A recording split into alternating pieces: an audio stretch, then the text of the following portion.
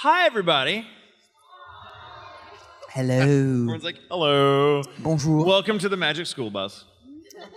I feel like I might be a ghost with those lights in my eyes. I'm like, ooh, what's happening? What dimension am I in? Don't go towards the light. This is going to be Stay here. I'm not standing up for no reason. This is going to be the most well-lit, spooky panel we've ever done. It's bright. Like daylight horror. I feel so Because little. the lesson is you're never safe.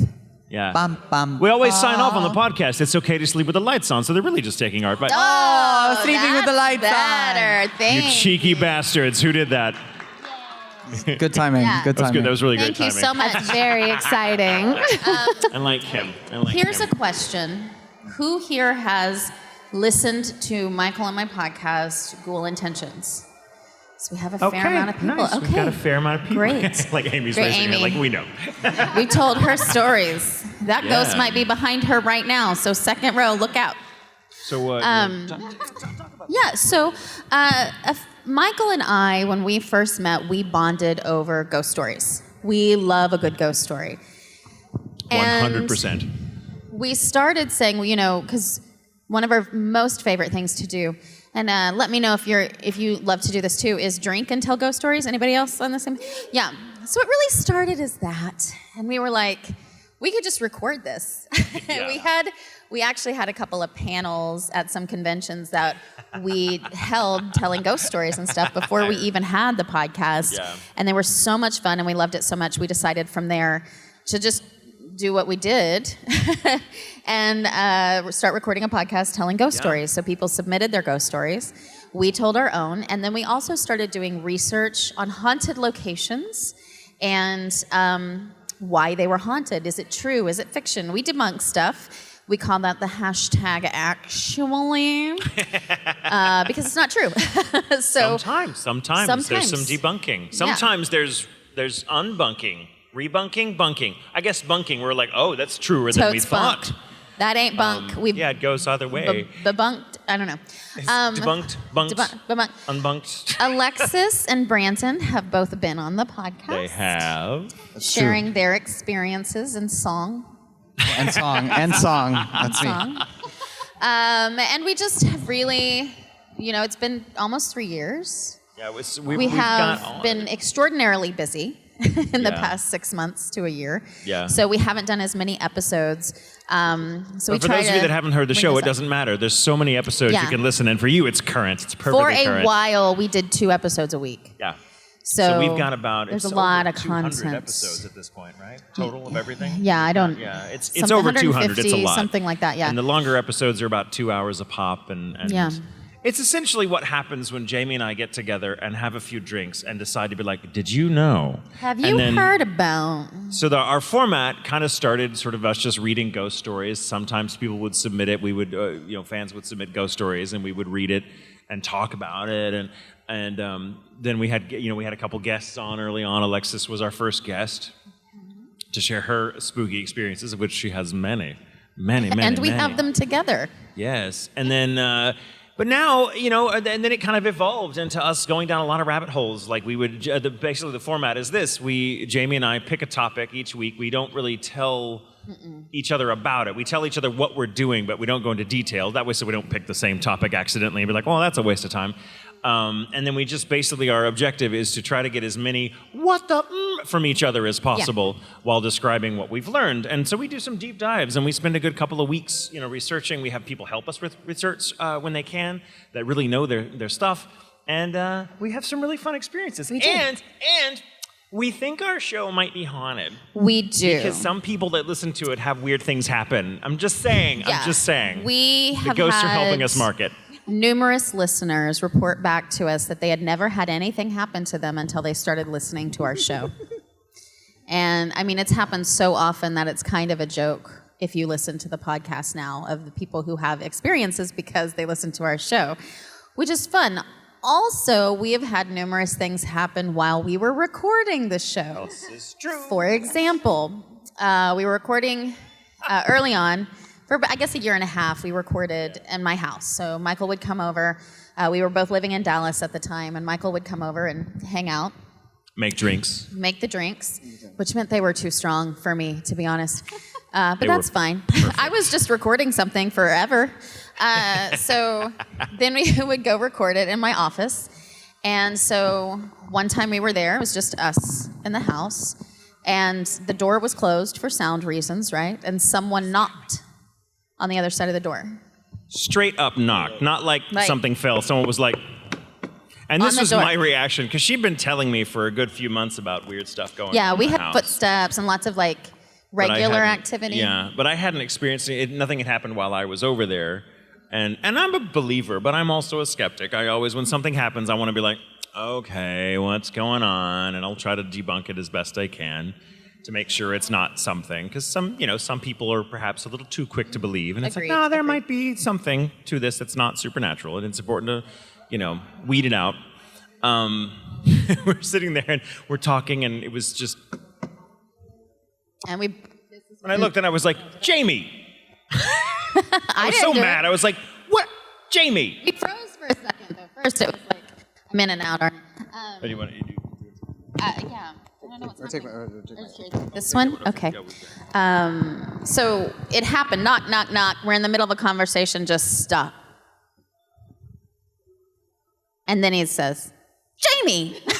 I say, go look at the door. And he opened the door. Nobody was there. Called for Jack. He hadn't come home. Jack's my husband. So that was the first one. The second one, as I recall, was hearing the voices in the wall. Yeah.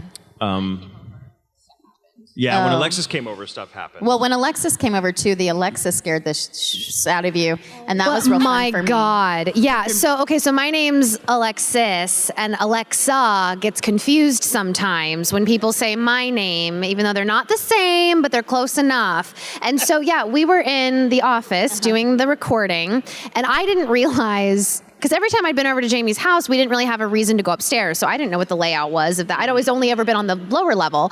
And I didn't realize you had an Alexa in that room. And so we're all doing our thing. And like some other stuff happened. But this particular part of the story, we were actively recording. And what's so funny is that, at the end of it, they were like, oh, thank you so much, Alexis, for doing this. And then the Alexa right behind me...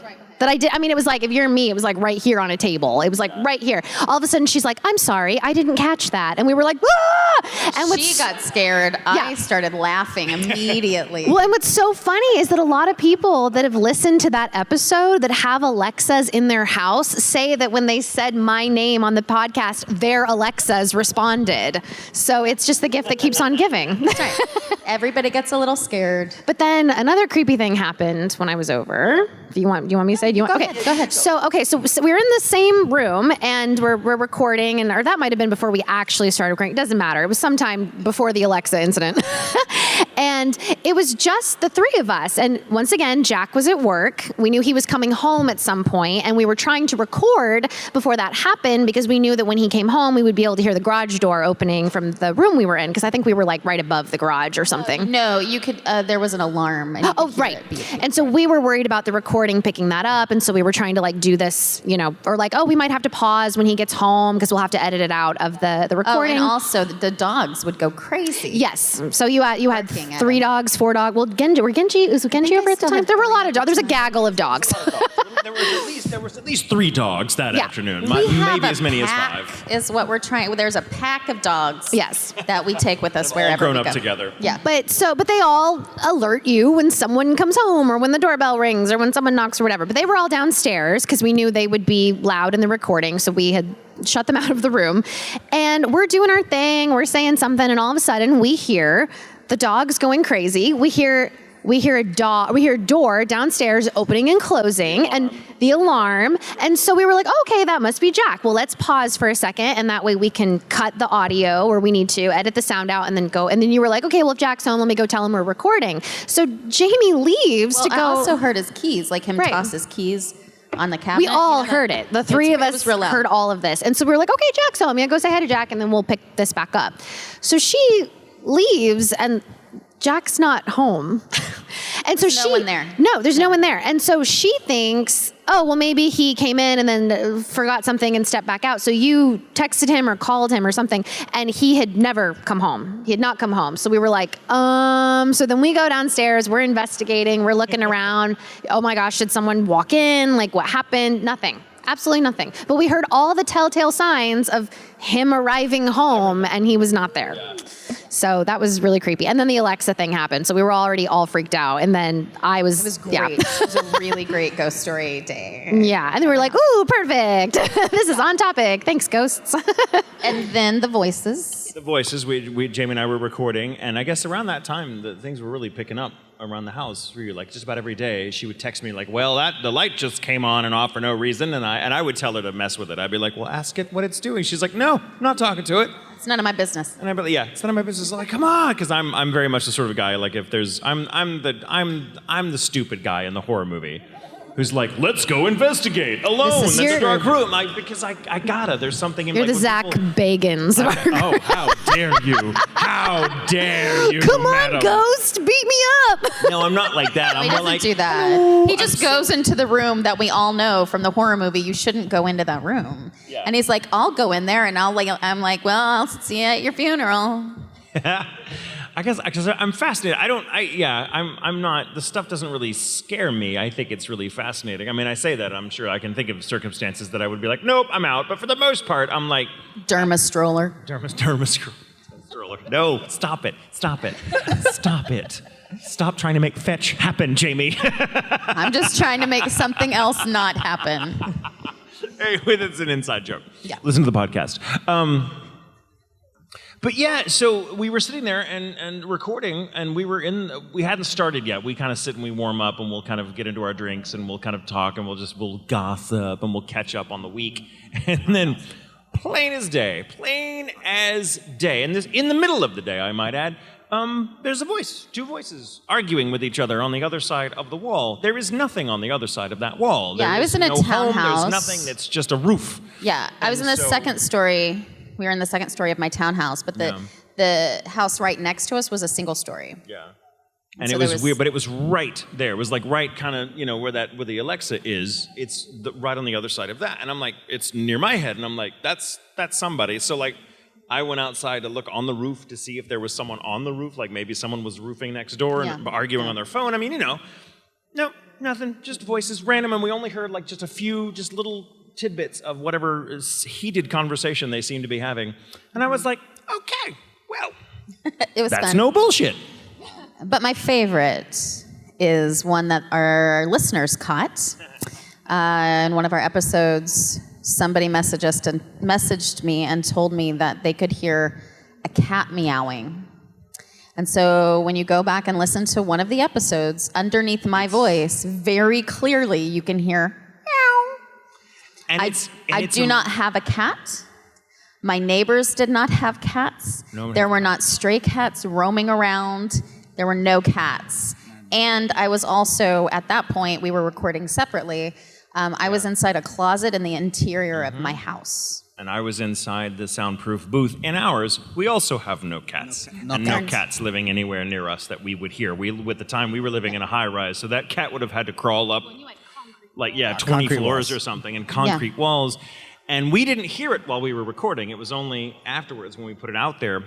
And creepily enough, it was at a moment in the story. It was our episode. It was one of the two-part episodes we did about where my topic was Fox Hollow Farms, which is a famous. It's great. It's got everything. It's got serial killing. It's got ghosts. It's got cursed land. That's it. That's all you need. Does it have cats? There's a moment in the story where we focus on there's a paranormal investigative team of some repute went and did a pretty long investigation of the house. They stayed there for several weeks, which is the right way to do it. You don't go one night and expect to get something. It's not how ghosts work. You have to go. Not that you shouldn't try. I mean, that could be fun. But it can be fun. But if you want to do like serious research, you've got to stay in a place for a while to find patterns and see what's going on, and also be able to, debunk anything that may be like, oh, that's a weather thing or whatever. There was a point in their investigation where they kept seeing a little white cat in one of the master bedrooms, and they just assumed it belonged to the owners. And the owners like, we don't have a white cat. We have a cat. We don't have a white cat. And they kept seeing it, and I was talking about that in the story when you can hear the cat in the audio of the Yeah. finished product. Yeah, I which don't is remember what I was crazy. saying, but it's under when I talk. Yeah, It was very weird. very strange. Yeah. So, that's our podcast. We've been doing it for, like I said, about 3 years now, and We now record separately, Michael in different states in LA, me Yeah. in El Paso. And we have a really great engineer, Matt Grounds, who edits everything for us. Yeah, and we great. send him the files, and he makes it work. So that's what we do now. I think we should tell the story of the experience that like we all shared, like the Adolphus. With Adolphus? The Adolphus, yeah. This is Yeah, it was I don't all know. four of I don't know us. if you guys are ready for this, but all right. You start. Oh, me start. Story okay. has everything. Okay. I was Yeah. I did set it up.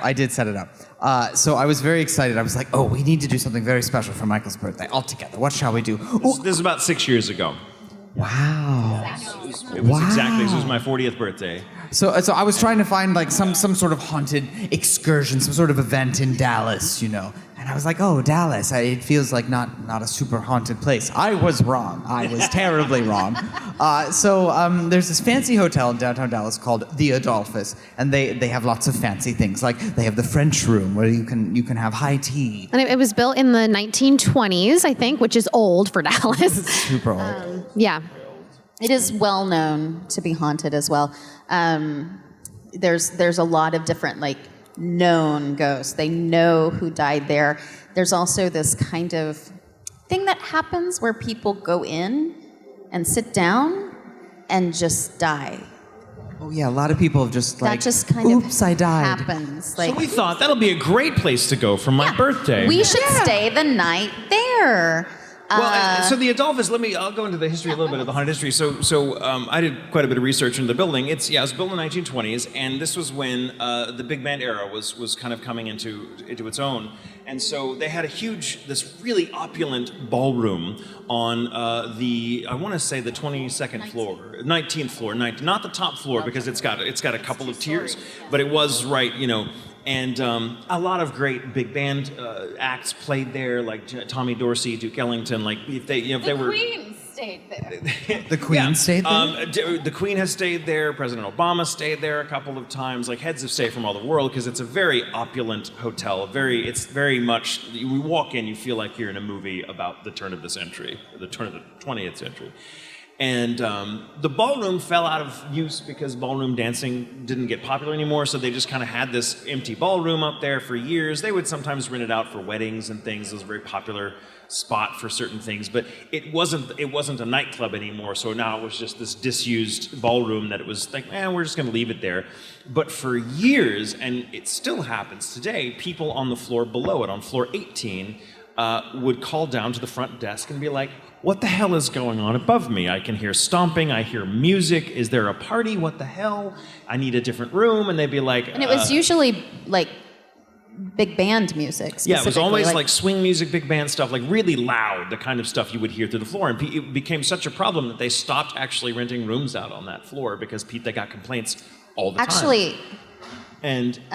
Actually, what happened there is that they sealed it off. Yeah. So they sealed off the entire ballroom, made part of it into hotel rooms. They wanted to make some more hotel rooms. And the only access point was a crawl space. So it's not like somebody could have gone in there and played music or been loud it was a crawl space. You couldn't get in there. Maintenance is the only people who really knew how to get in. And so they still had people on the 19th floor, but and the 19th floor is the one that's the most haunted too. Like there's phones that ring regularly. You can see videos on YouTube of people waiting to get the elevators, and they're all coming at the same time and opening and closing the doors all at the same time. Multiple people have seen this happen. The phone ringing, that's up there. Like one of those phones that used to plug into the wall. It's mysterious. Landline phones? Yeah, and those would just ring, and you'd pick it up and it'd still be ringing, or you'd pick it up and there would be like breath on the other line, but nobody really knew where it was coming from. That kind of stuff happened all the time. My parents stayed there. I booked them there because I thought it was fun, and they stayed there.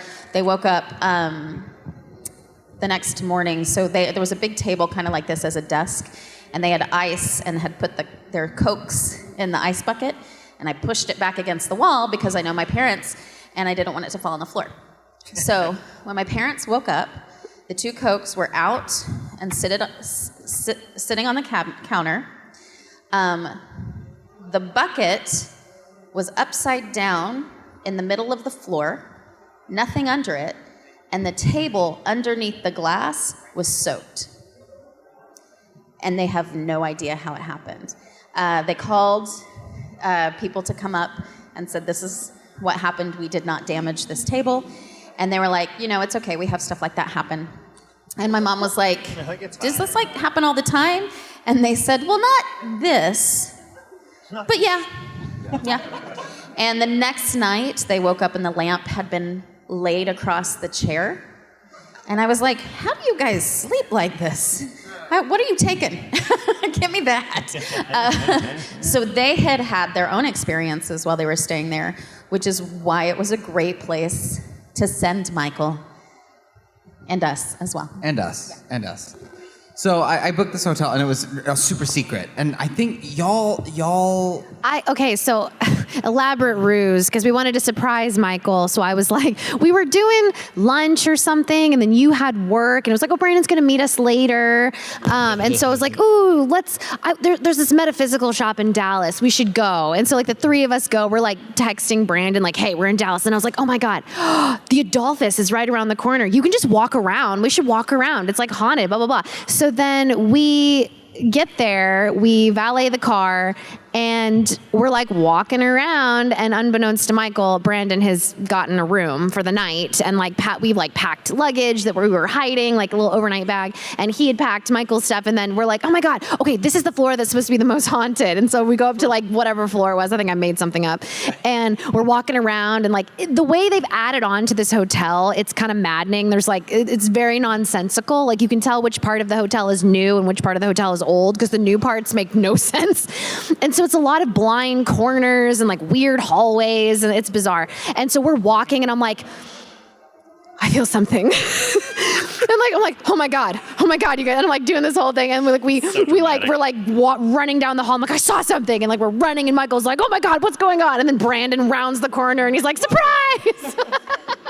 And then, oh God, it's just Brandon. And Adolphus almost had an extra ghost.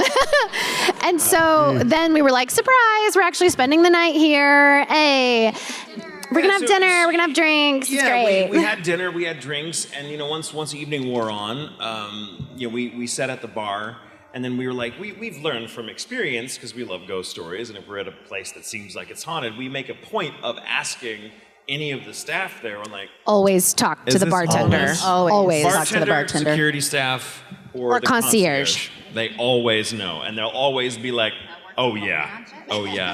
So Jamie went up to the concierge desk and was like, well, no, okay, so we were talking to the bartender, and we were like, hey, so stories, and she's like, you should go talk to the concierge, because the concierge does tours sometimes to the areas that are off limits, yes. And we were like, we'll go talk to the concierge. So we went, and it's like 11 o'clock at night by this point. We go and talk to the concierge, and they're like, okay, so I'm about to go home, but my buddy's supposed to come in, and if you want to wait around till midnight, he'll give you a tour. And so we're, yes.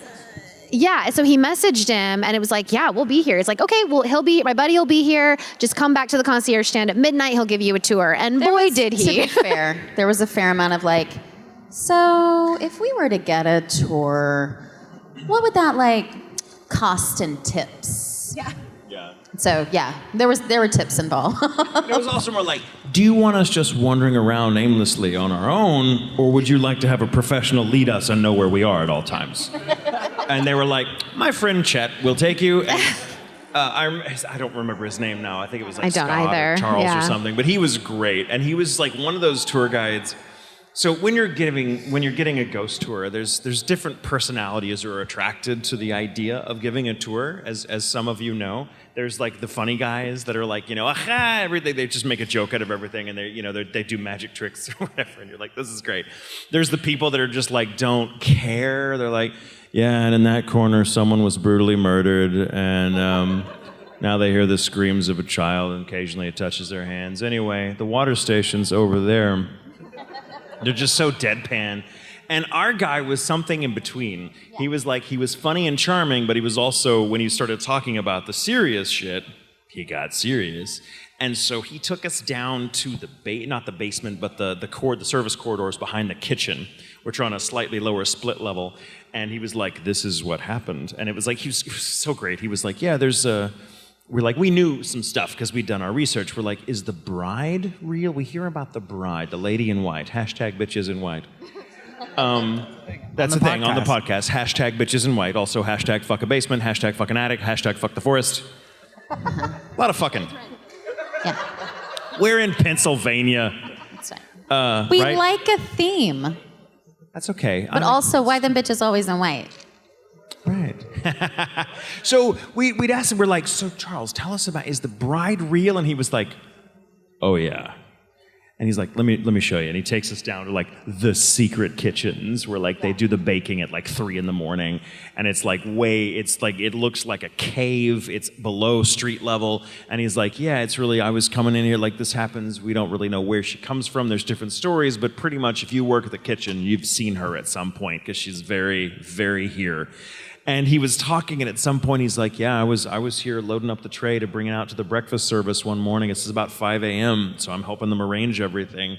And I turn, and I was by myself, and I look in the corner, and it was like right where Alexis was standing. He's like, "She was right there." And he was like, "My first thought was, this is somebody here for a formal event, even though it's 5 a.m, but as your mind just sees it, you instantly try to make some kind of rationale." He's like, "I saw this woman in white sitting in the corner just looking at me." And his first thought was like, "Oh, it's someone who's lost, who's here for a formal event." And he's like, "Hey, can I help you?" or something to that effect. And she just blinked out of existence right in front of him. And he was like, "Guess I'm taking this tray over here." And like, I mean, what do? You can't be like, "I'm gonna," there's like, if you try to tell someone else, like, "I just saw a lady in white," they're not gonna be like, "Stop the presses." They're gonna be like, yeah. Where's the pitcher of water I asked for 30 minutes ago? Come on, Fred, it's haunted. You know what this is. They got a job to do. So he's showing us this, and he's taking us to these corridors. And he's taking us to like the elevator bay where the elevators would open up and ring, and the phone in the elevator bay would ring on its own for no reason. We didn't see any of that happen, but it was like, he's like, "Here it is." And he's like, "Cool, yeah." And then he decided to take us to the very special place that's not really accessible. Yeah. So this was the craziest part of the whole tour. So we got to see the aforementioned ballroom. They were doing construction on it. It is now open to the public. You can have events there. They went around and took out all of the rooms that were there and reopened the ballroom. And this was at the very beginnings of the construction. So you could get there. They had taken away just that crawl space entrance because I couldn't have done that. Claustrophobia is not it would not have happened. But but you could get into the ballroom itself, and he wanted to know if we wanted to go, and we were like, of course. Yeah. And so we were able, the ballroom had its own set of elevators. That's important. Remember that. But the elevators were out of commission, so we could not use the elevators to access said ballroom. But we could use a staircase, and so we were going through this like little staircase, back staircase. Like little service staircase, yeah. And we get in there, and it's immediately, there's like hardly any lights. There's like some work lights that are left on, but it's pretty much pitch black for the most part. It's huge open space. As I think Jamie mentioned earlier, the ballroom was meant to be 2 stories, and they had like completely gutted the floor of the second story. So it was just this big wide open room, and there were like all this stuff up top that I'm not sure what they were going to do with or what it used to be. There's like a balcony up there. Yeah, but it was... There was a catwalk. Yes, a catwalk. Yeah. But it was like 50% gutted, 50% like something was going on. And so we could at least walk around in there without getting hurt. But so we were talking, and he's like telling us a little bit about the space. Immediately, so many weird things happened. So like one of us heard music in the distance. I think 2 of us smelled cigar smoke that went away after a little bit. Very I think that was you and I. There was a coat closet where he's like, "Oh, who's brave? Who wants to go in there?" And Jamie and I, like idiots, are like, "Us!" And so we run in there. And it's like, "Great, you're standing right underneath where they found someone who had like hung themselves." And we're like, and "Perfect." Was, like, Hanged, yeah. Hanged themselves. And so that was a thing. And then he's, telling us more stuff about what's going on. And all of a sudden, And he's been very chill up until this point. Our tour guide here has been super, super chill, exactly like how Michael described him. And all of a sudden, he's in the middle of telling us something. And those elevators, which we can see, they're like right there. We hear the elevators moving. And we hear a ding, like that happens right before the doors open. It had those old-fashioned brass dials on it, because it was old elevators. And The elevators that were not working. Our floor. And Charles just goes, well, that's not supposed to happen. Yeah. He was like, we should go. And he's like, there aren't any elevators in there anymore. They're just empty shafts. And I was like, shafts. And he was like, and then he was like, we should probably get out of here, guys. I think they want us to leave. And we're like, oh yeah, I think, and we're trying to exit calmly. But while we were there, with the smoke and I heard what sounded like a radio playing off to one side where there had been construction. So I went over to go check it out. I'd be like, is someone here with the radio? You could hear people up on that catwalk.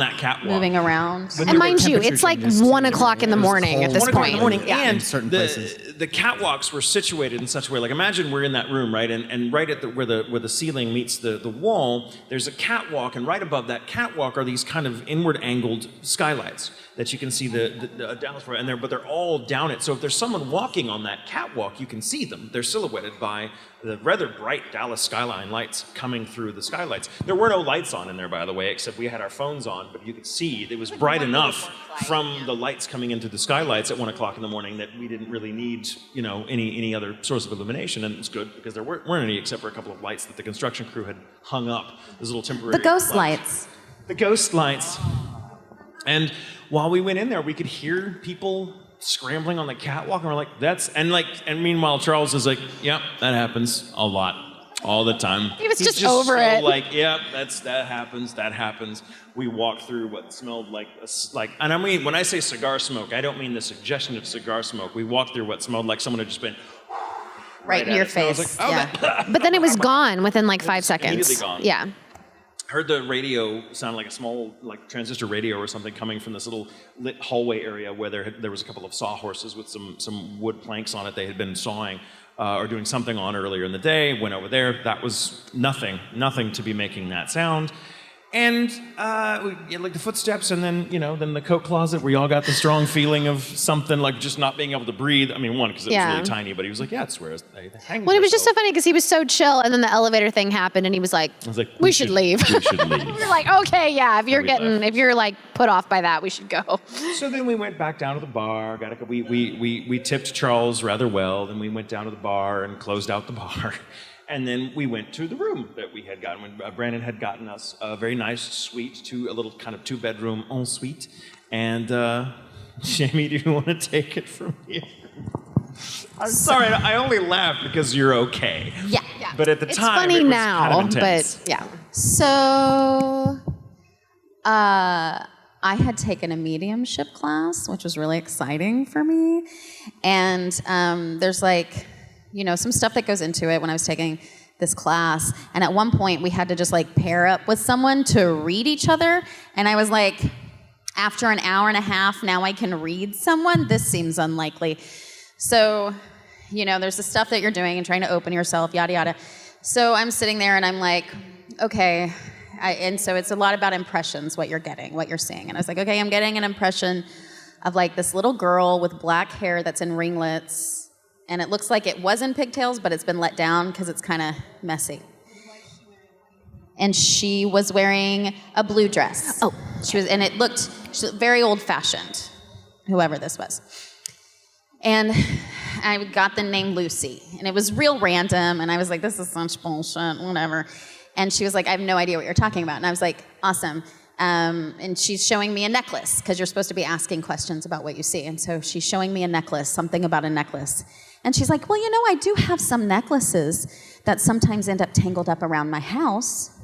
And I was like, yeah, sure, that's probably it. Let's keep going. And so then I told her I was seeing this really tall woman, but she was almost masculine. She was a very handsome woman. And she was in a flight outfit. And I didn't know her name. It was too hard to pronounce. And that her message was to say hi to her mom. That's how my reading was. Say hi to your mom? I don't know. And she said, "Oh my God." And I said, "What?" And she said, "That is my father's aunt." And I was like, "What are you talking about?" And she was like, "She died a few years ago, but when she was younger, she was a riveter girl. And so she learned how to fly because she was working on the planes. And her name was really long, and I've never heard of a name like that before, so there was no way I was going to remember it or know how to say it." And she said the reason she would say hi to my mom is because my parents got divorced when I was very young, and the rest of my father's family hated my mom, refused to talk to her, like she was dead to them, except for his aunt, who always loved my mom and always reached out to tell her hi. And I was like, "I talked to the other side!" And then she read me, and it was like, whatever. And then I was just like, I talked to the other side. And then she goes, we were sitting there waiting for everybody else to finish, and she goes, "Oh my God, Lucy." And I was like, "What?" And she said, "When I was a little girl, I had this imaginary friend at my house whose name was Lucy, and she would tie all my necklaces in knots. And she was a little black-haired girl. Oh my God, that's Lucy." And I was like, "I can talk to the other side!" It was very exciting. So I had told Michael this, and so it became a very much like, do me. And so I read Brandon, and I have no idea, but you also were like, "I don't know, that could be true, I don't know." And then did one for Michael. That was pretty successful. And then I did another one, I think it was for you again, because it was your birthday.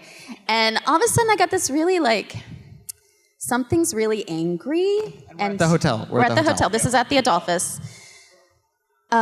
And it's really mad. And at first I thought it was for Michael. I was like, no, this is impression I'm getting is like, we should not be doing this here, and we need to leave. And it was like, I started sweating immediately. It was like a very physical reaction.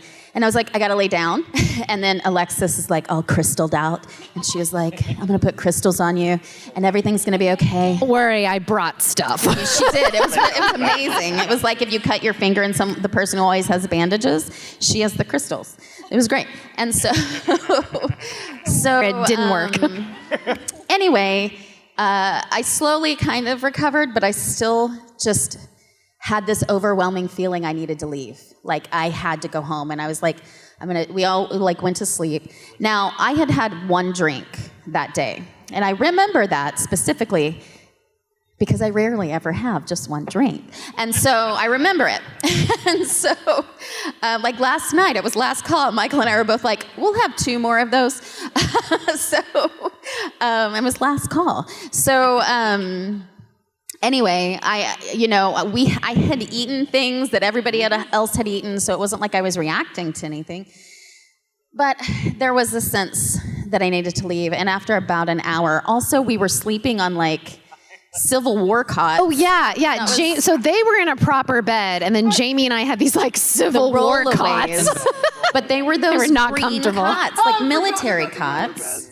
That was uncomfortable. And I could tell Jamie was nervous or stressed because after the lights went out, we're like, "Good night, everyone. Good night. Good night. Good night. Good night. Good night." 5 minutes. "Hey guys, anyone else asleep?" I was it was like, this is what it felt like. It felt like someone was right here going, "Get out." Has anybody watched Ghosts, the BBC thing? There's this really funny scene where one of the ghosts is like, "Get out, get out, get out, get out, get out, get out, get out." But it was like this very overwhelming feeling like I wasn't welcome. Like if you've ever walked into an alley and everything inside you said, "You need to get out of here, this is not safe." That was what was happening. And so finally I was like, I should probably leave. And so I told Brandon, I think I told you I was gonna go. And I had to wait half an hour for them to get my car. I was like, I'm never gonna. And I started to feel sick. The closer I got to leaving. In the lobby or in front of the hotel? The further away I got, the more nauseated I got, but the better I felt like I'd stopped having that feeling. So, I finally get my car, which my car was in the shop, so it was a rental. That's pertinent to the story. It was a loaner. And so I'm driving home on kind of a back road. I was like, I can't take the highway. I don't feel like I can. And all of a sudden, I got to the stop sign, and I realized I was going to be sick. So I stopped. I flung open the door. It's like 3 a.m. In my head, I'm like, if a cop comes by, he's going to think I'm drunk. Throw open the door. Almost made it. There's a pocket in the door. And so, like, most of it went to the floor, but a lot of it went right into that pocket. And that was very unfortunate. Shop vac. But I was like, okay, that's better. I feel better. And so I sat up and I shut the door and I was like, okay. And then spontaneously, without any warning, it was just like, whew, out of my face, projectile vomit. I don't know if you've ever projectile vomited into something right in front of your face, like a steering wheel. But it splashes back in your face. So it's like, blood splash. It was in my eyelashes. Dripping. It was in the cup holder. There was more in the door. And I was just... and then I was like, it's a good thing I left. And then I drove home. And my brother was staying with my dogs. He had been with us earlier in the evening. He was wise and was like, I'm leaving. I'm not staying the night here. So he stayed with my dogs, and he had locked the security lock. And so I knock on the door because I can't get in, and I held the doorknob. And he pulled it open a little bit, and I grabbed it, and I was like, don't look at me! Just go to the other room. And then I just went in my full clothes and sat in the tub and turned water. So I was talking to someone about that, and she said something that very often happens when something tries to possess you, take over you, influence you, is that your body rejects it, and a lot of time it rejects it by vomiting. So is that it's like a repellent, story. like stay away? Like, no, it's like your body it's getting rid of it. inside It's like, you, get out. and it's getting it out of you. Oh. So I left like a little on the road, and a little in the door, and a little in the cup holder, and a lot in my eyelashes. Oh my God. And so that's how that ended for me. And I haven't done any of that since. I just wanted us to have a nice time together. It was a nice time and a good story, right? Right, we got a good story out of it. When I felt like a Vomit jerk in my because face story I woke up and was like, inspire "Where's you. Jamie?" Yeah, we're like, And we can oh, all where'd laugh she about go? it And then now. she texted Because me like it 4 in the wasn't morning. even my She's like, I car. made it home with a lot of vomit on me. And I was like, what happened? She told me later. And I was like, yeah, okay. She's like, I'm fine now. That was, yeah. Yeah, I was real tired. I'll always I remember couldn't the do vomit on anything the the next eyelashes day. thing. And it was weird too, because after that it was done. There was like nothing else. And so, I don't know. It was real weird. It's not my proudest moment, but it is my funniest vomit story. It was an epic battle of good versus evil. And Yeah. good won through vomit. Yeah.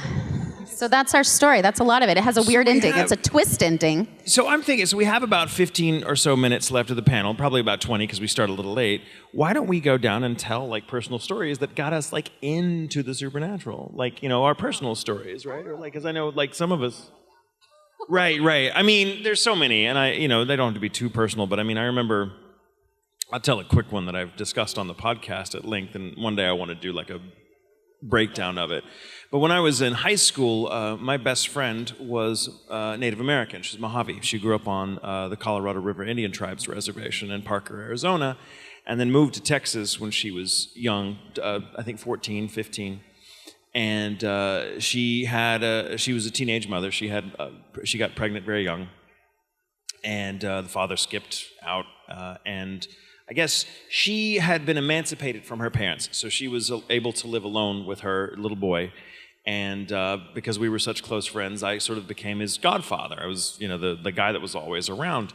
And she had a place. This was in McInnis, Texas, where I grew up.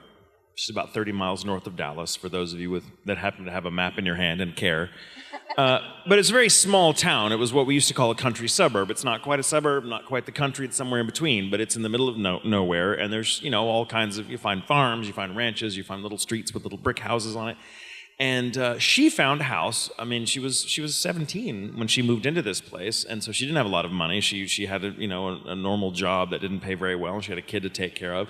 But so she found this steal. She found this duplex, this unfinished duplex that was built as like a model home for a series of duplex that was going to be built in the 70s that for some reason they just never got around to doing. And so this thing was still standing on its own. It was one unit, just kind of half unit stand there by itself, and it was a little two-story thing. And that was it. And she got it, and it was like right across it. There was nothing. There was a ranch down the street that like they had chickens because the roosters would wake us up at all hours. They don't. It's a myth that roosters get up with the sun. They crow whenever they think you're asleep.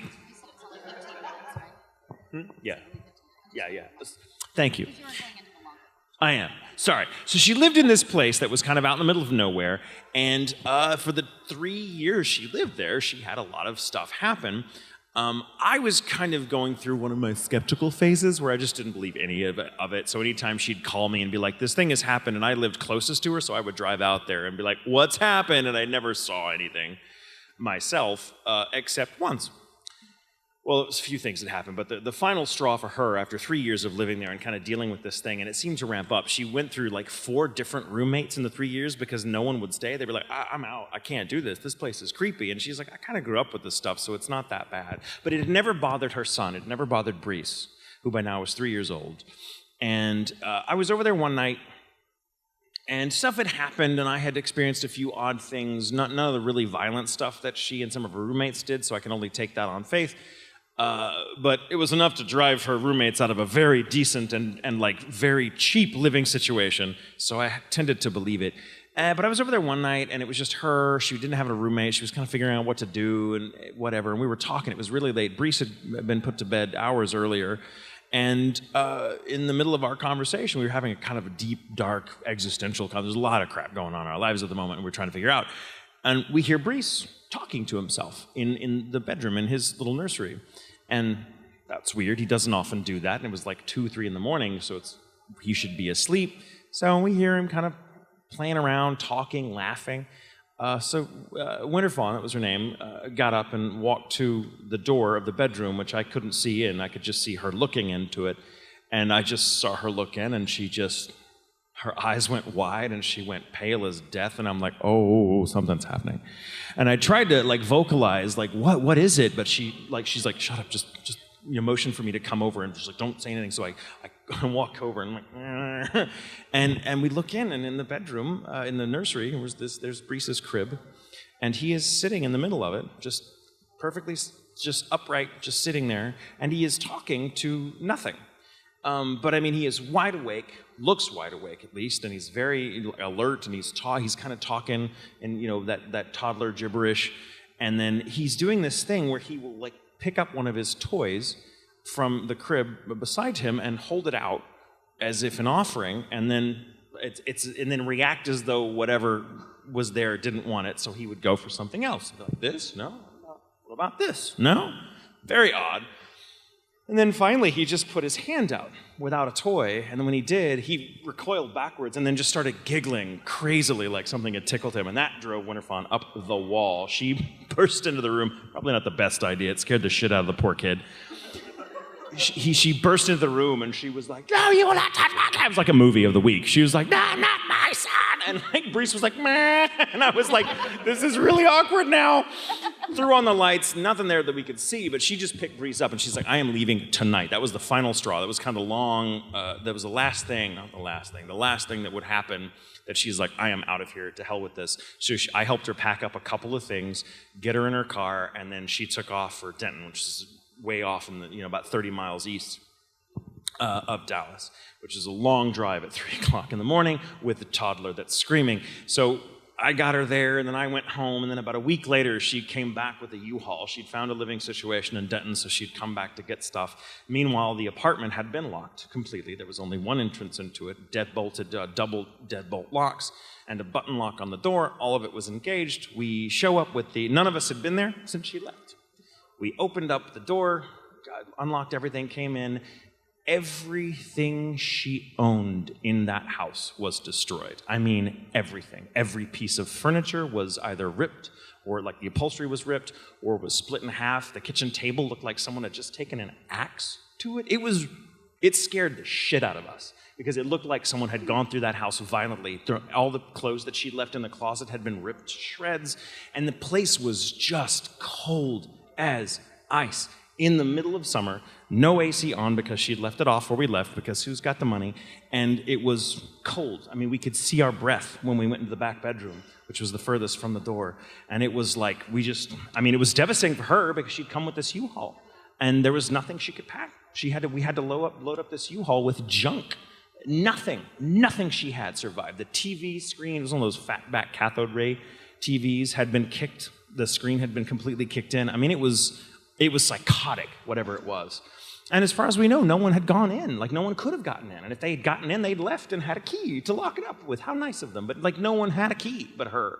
I didn't even have a key, and I lived closer. So that's kind of how that story ended. And that was when I was like, I think my skeptical phase is over. How many we got? Okay. I mean, that was pretty good for you to get through that story. Yeah. I grew up with a lot of ghost stories. My mom told a lot of stories. She had a lot of happenings in her life. And so I just grew up with a lot of those stories, and I really liked them. But I was terrified for a long time about stuff. And so, but for me, I think actually my first real experience that I was aware of was with my dog. So we had Great Danes when I was real little.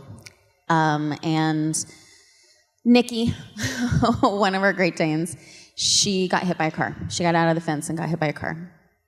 And it was very sad. She was a great dog. And so I woke up on a Saturday morning before everybody, and I came out, and she had a collar that she would wear, and you could hear it ringing. And so I heard it jingling and her scratch at the back door to be let in. And so I opened the door to let her in, and she wasn't there. And I remembered then that she had died.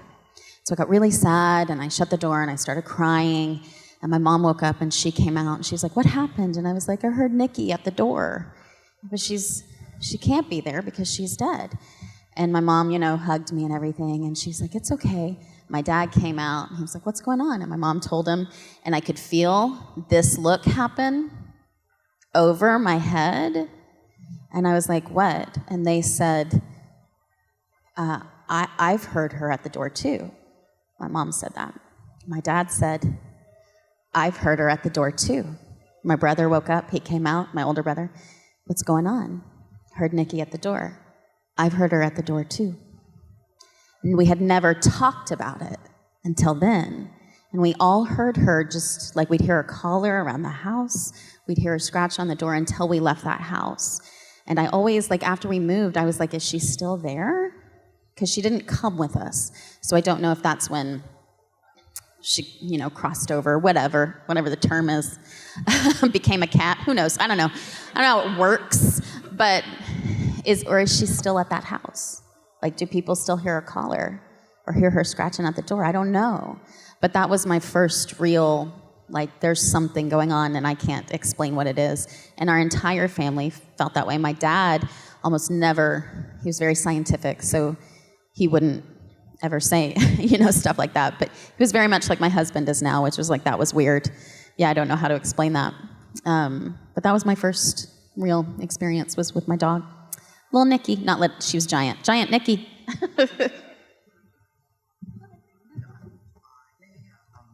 This one. Mine's pretty fast. I was 16. I haven't had very many things happen to me, but one stands out in particular. I was 16, and I went to visit my friend who had moved away in 9th grade, and I went to go visit her in Missouri, and I lived in Dallas at the time. So I drove up to see her, and stayed with her and her parents, and kind of in the middle of nowhere. And I would go walking around this neighborhood. There were 4 houses, and then woods, just woods. I was like, I will stroll through the woods. Great. Well, I didn't really keep track of the time, and it started getting dark very quickly. And I started hearing coyotes or something, hyena, I don't know. But like probably coyotes. Yeah. And I'm like, okay, all right. I know that's. I've heard there are like coyotes in this area. Cool. And then I hear like a woman screaming with the coyotes. It's like I don't know, an ensemble piece. And then it's like getting closer, like the screaming and the coyotes, but it's getting closer like quickly to where I don't feel comfortable, and it's getting dark. And I'm like, okay, I'm just gonna walk a little faster. And it gets louder, and I'm like, oh, okay, all right, here we go. And I remember being terrified, like chilled to the bone, and just start like sprinting. And the sound followed me. And it followed me like through the little neighborhood of like 4 houses, which I didn't understand because I'm looking and the woods is now like kind of far away, but I'm still hearing it get closer. And I'm like, I don't, like ran to the house, slammed the door, and then it stopped. And I was like, oh, okay, maybe I need a nap. I think I need a nap. I need some water. A sandwich. I just need to hydrate. In my movie, that's the ghost of someone that just slammed their finger in a door, and now they're like, ah! Just constantly. That would be me. A lot of cursing. We've got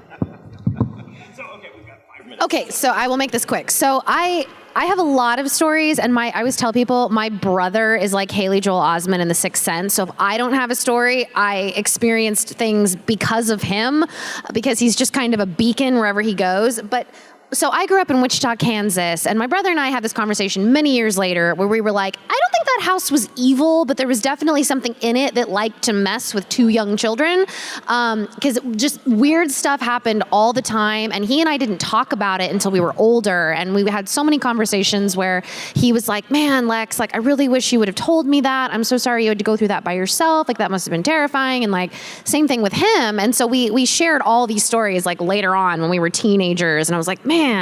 So, but one of the many messed up things that I remember happening in that house, it's one of my earliest memories of crazy stuff happening. I was maybe, 5 years old, and I was in my bedroom, and the way my bedroom was situated at the time was like, if I'm in my bed, the headboard was against a wall, I had a wall on this side, and then the door was like where those lights are. And I was the first bedroom at the mouth of this long hallway. It was my bedroom, my brother's bedroom, and then our parents were at the end of the hall.